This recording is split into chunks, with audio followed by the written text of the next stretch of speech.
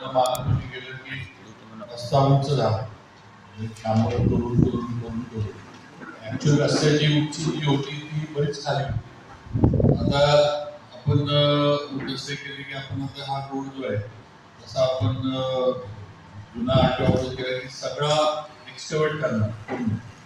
पूर्वीचं जे डांबर वगैरे ते मशीन हे माणसं लावून ते मशीन आता आले. मशीन पूर्ण रस्ता जो आहे तो पूर्ण सगळा काढायचा आणि मग परत त्याचं सगळे जे काय सर्फिसिंग वगैरे करून मग पेवरनं कॉन्क्रीट करायचं, हातानं वगैरे येणं असंही. आता त्याचं जे लाईन कामं करताना काही अडचणी येणार. कॉन्क्रीट म्हटल्यावर प्युरिंगला जरा वेळ द्यायला लागणार, तिथे लगेच काय कॉन्क्रीट डांबरासारखं वापरत येणार नाही. त्यामुळं मेजर प्रॉब्लेम एक आहे की काय म्हणायचं वाहतूक, पार्किंग आणि जे आपली जी मुख्य बाजारपेठ तुमची जी तिथलं थोडं कष्ट करा. आपण हा रोड कुठनं करतोय, नगरपालिका ते राजवाडा म्हणजे राजवाड्याचे सगळं आपण ते रिक्षा पार्किंग जे करतात ते आणि ही बाजू गोळबागेच्या इकडचे असं सगळं आपण याच्यामध्ये धरून करतोय. थोडी अडचण येत आहे. तुम्हाला बोलवायचं कारण सगळ्यांनी घेतलंय की हे पूर्ण होत होतं. आमचं थोडं म्हणजे पॅच मध्ये करायचं.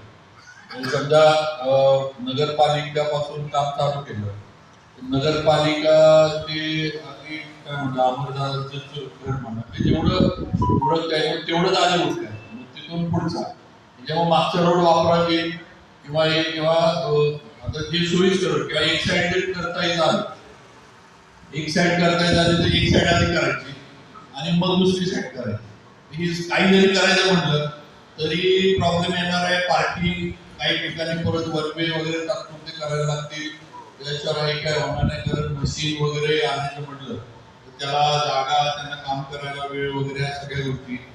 आणि जे मला सगळ्यांना विश्वासात घेऊन शेवटी तुमचा तिथला व्यवसाय थोडंफार त्रास तर होणार, हे सगळं काम पूर्ण होत. फक्त एकच आहे की तुम्ही सगळ्यांनी थोड्या याला सहकार्य केलं तर हे कायमचं काम होईल.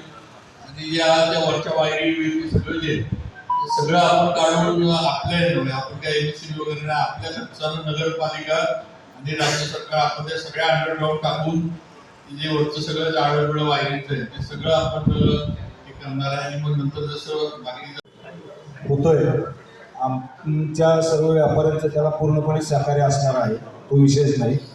फक्त तो प्रकल्प म्हणजे आता आपण प्राथमिक एक छोटा ह्याच्यात दाखवलाय, पण एकदा व्यापाऱ्यांची पूर्ण मिटिंग घेऊन जे हा प्रकल्प डिझाईन करणार आहे किंवा ज्यांनी केलेला आहे किंवा त्यांच्याशी चर्चा करून त्यात आमच्या काही सूचना असतील त्या आम्ही त्याला आज पहिल्यांदाच आपल्याला हा विषयावर पहिल्यांदाच आपण चर्चा करतोय. त्यामुळे ॲक्च्युली आम्हाला ही आयडिया नव्हती की अशा पद्धतीवर आपल्याला चर्चा करायची. तर थोडंसं आम्हालाही वेळ दिला पाहिजे आणि ज्यावेळेला आपण चर्चा करू त्यावेळेला आमच्या ज्या काही सूचना असतील, आज आम्ही प्रॅक्टिकली तिथे राहतो किंवा आमचे तिथे दुकान आहे, तर आम्हाला जे काही प्रॉब्लेम असतील ते आम्हाला सगळ्या व्यापाऱ्यांना आम्ही एकदा व्यापाऱ्यांची मिटिंग घेऊन आम्ही चर्चा करून आम्ही तुम्हाला सांगू, त्यावेळेला तुम्ही मिटिंग बोलवा, आम्ही त्या मिटिंगमध्ये आपण सांगू. आणि पार्किंगचा विषय जसं कन्याशींनी सांगितलं तसं एक आम्ही मागे प्रस्ताव दिला होता की PN गाडगीच्या समोर जे लक्ष्मीनारायण मंदिर आहे, तो ओढा आहे, तो ओढ्यावर पूर्ण स्लॅब टाकून तिथं जर पार्किंग केलं आणि मागच्या बाजूला मुतारी केली तर ते बाजारपेठेच्या जवळ होईल मुतारी आणि शौचालय जे काही तिथं करता येईल ते बाजारपेठेच्या जवळ होईल. ते PN गाडगीच्या समोर जो ओढा आहे मागं जनता बँकेपर्यंत आहे, तो जनता बँकेपासून तो वळलेला आहे. तर तिथं मागं जनता बँके तिथपर्यंत तो तिथं मागं मुतारी वगैरे करू शकतो आपण. फार दिवस झाले आपण तो विषय सांगतोय. आणि सगळ्यात महत्त्वाचं म्हणजे जुना दवाखाना जो आता ताब्यात घेतलं ते फार चांगली गोष्ट. आम्ही बरेच वर्ष आपण या विषयावर चर्चा करतो, पण आता ते होऊन जाईल. तसंच जी युनियन क्लबच्या शेजारची जी मंडी आहे त्या मंडीच्या खाली सुद्धा पार्किंग आहे. तिथं आता वेगळेच विषय चालतात. खरं ते पार्किंग सुद्धा पॅन्ट पार्क केलं तरी फार चांगलं होईल आणि आम्हाला सुद्धा आमच्या गाड्या जर तिथं लावता आल्या तर आम्हालाही बरं होईल. म्हणजे आमच्या गाड्या तिथं न लावता आम्ही तिथंही लावू शकतो.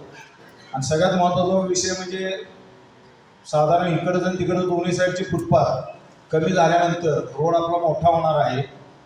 जसं लक्ष्मी रोड होता तर लक्ष्मी रोडला पूर्वी, आता लक्ष्मी रोडला सुद्धा भरपूर ट्रॅफिक असतं. आपली तर तेवढं ट्रॅफिक नसेल, तर दोन्ही साईडला आम्हाला जर पार्किंग मिळालं तर आज आमची बाजारपेठ चालेल. नाहीतर आत्ता परिस्थिती अशी की पार्किंग नसल्यामुळे आम्ही दुकानात हायवेला घेऊन जायची का अशी परिस्थिती झाली. तर दोन्ही साईडला पार्किंग मिळालं तर आम्हाला फार बरं होईल. एक साईडला 4 व्हीलर, एक साईडला 2 व्हीलर. कारण रोड तेवढा मोठा होईल. इकडनं जरी 1.5-2 फूट फुटपाथ कमी केला तिकडनं 2 तर 4 फूट जागेत आरामात एक गाडी मावते. तर दोन्ही साईडला पार्किंग मिळालं तर ती चर्चा आम्ही कोणाशी करायची असेल सांगा, आपण चर्चा करू आणि तो विषय घेऊया. आणि शक्यतो व्यापाऱ्यांना विचारून एक जे काही आपले निर्णय घ्यायचे शक्यतो आम्हाला विचारा. आमचे काही प्रॉब्लेम असेल आम्ही तुम्हाला 100% सांगू आणि त्या पद्धतीनं आमचं पूर्णपणे सहकार्य तुम्हाला 100% राहील.